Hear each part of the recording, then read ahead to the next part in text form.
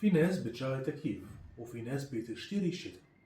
أنا مكاوي هقدم لكم حكاوي مكاوي. مع موجات الحر اللي بتضرب العالم دلوقتي بشكل مرعب، الطبيعي إنك بتشغل التكييف أو المروحة وتقفل على نفسك. لكن في ناس في 2026 شايفة إن ده مش كفاية خالص. قررت تعمل ليفل تاني خالص، إنها تعيش الشتاء جوه البيت من خلال الغرفة الثلجية اللي هي إيه؟ أوضة حرارتها تحت الصفر، متغطية بالكامل بالتلج، وفي تلج بينزل من السقف.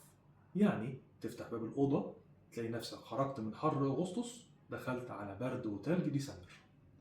طب هي دي موضة جديدة ولا حكايتها إيه؟ القصة بدأت من حوالي 10 سنين، وكانت حكرة على عدد قليل جدا من الناس.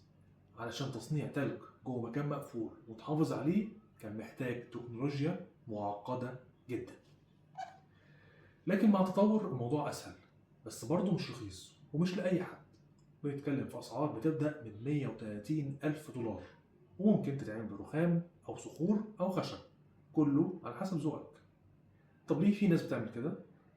في ترند عالمي بيعتمد على إنك لما تنتقل من حرارة عالية لبرودة شديدة، ده بيساعد على تنشيط الجسم وتقليل الالتهابات وتسريع التعافي. بس الحقيقة الموضوع كله مجرد تنافس في رفاهية، احنا ملناش دعوة بيه. يلا قوم اقفل التكييف قبل ما تدخل شريحة عالية في الكهرباء.